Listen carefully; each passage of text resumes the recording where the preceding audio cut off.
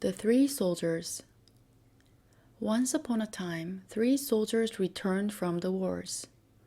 One was a sergeant, one was a corporal, and the third was a simple private.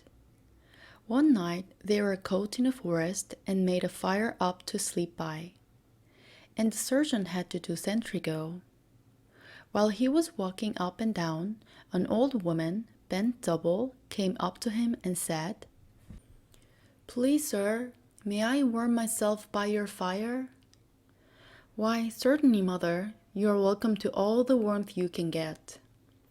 So the old woman sat by the fire for a time, and when she had got thoroughly warmed, she said to the sergeant, "Thank you, soldier. Here is something for your trouble." And she handed him a purse, which seemed to have nothing in it. "Oh, thank you, marm," said the sergeant, "but I wouldn't deprive you of it, especially as there is nothing in it."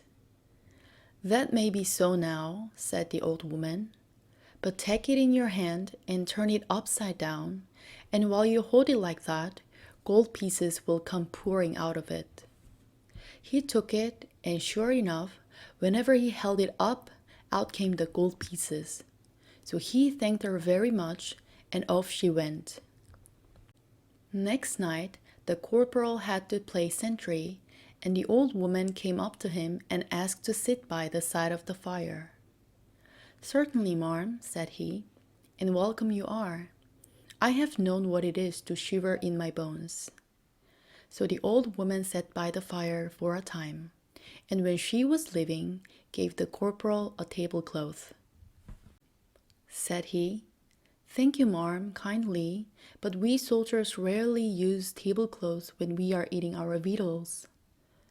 "Yes, but this gives you victuals to eat," said the old woman.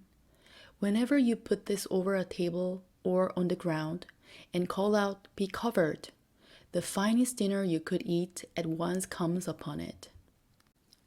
"If that is so," said the corporal, "I'll take it and thank you kindly." And with that the old woman departed, and the corporal woke up his comrades and called out, "Tablecloth, be covered."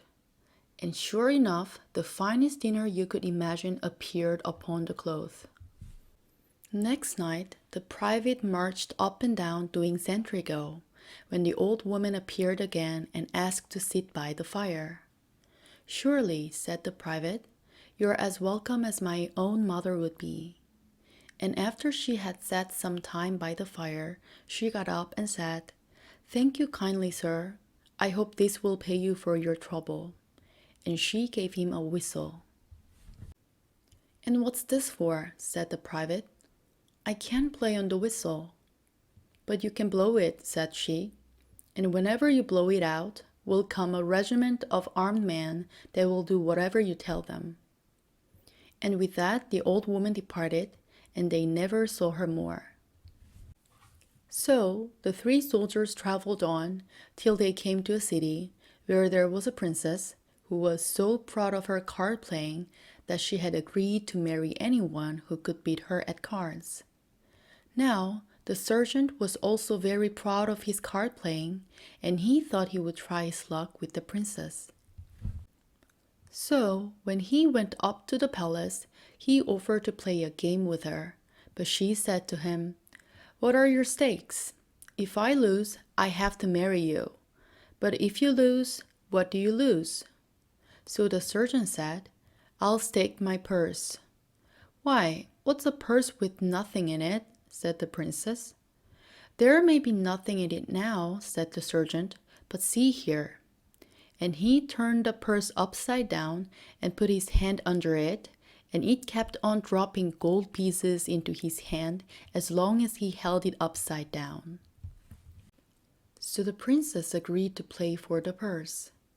But she had arranged a mirror at the back of his head in which she could see all his cards.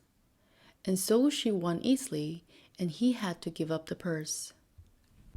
But this princess was so charming that the sergeant had fallen in love with her, and when he went back to his comrades, he asked the corporal to lend him his tablecloth. And he went back to the princess and said to her, "Will you play me for this tablecloth?"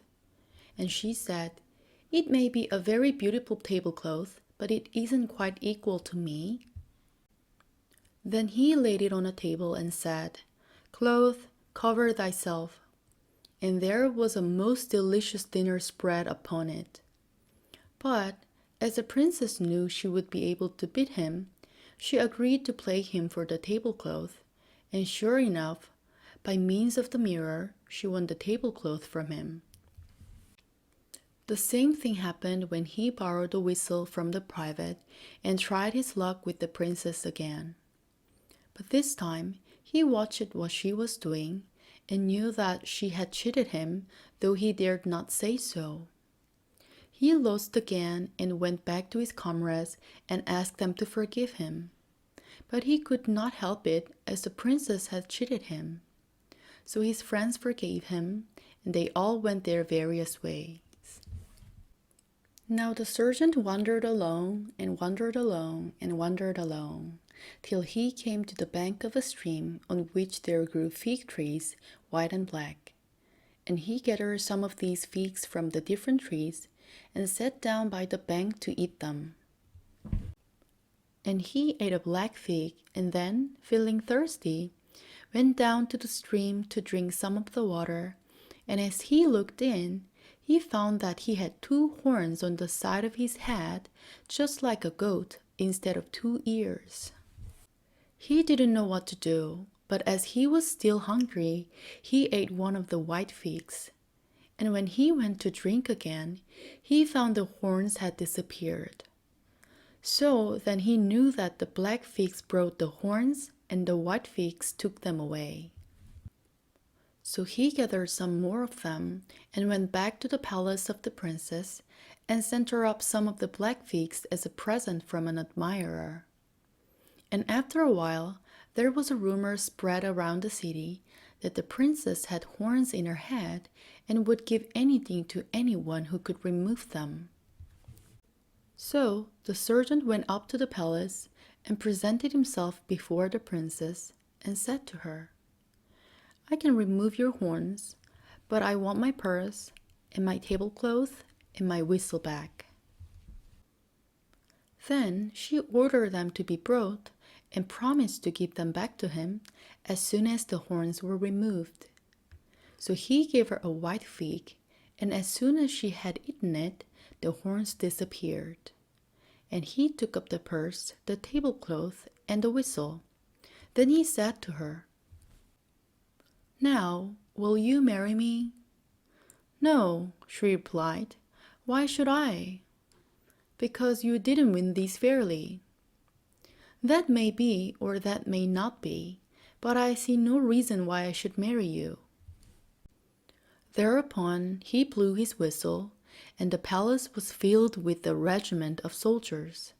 And the sergeant said, "If you do not marry me, these men shall seize your father, and I will seize his throne." So the princess married him, and he sent for the corporal and the private, and made them rich and prosperous, and they all lived very happily together.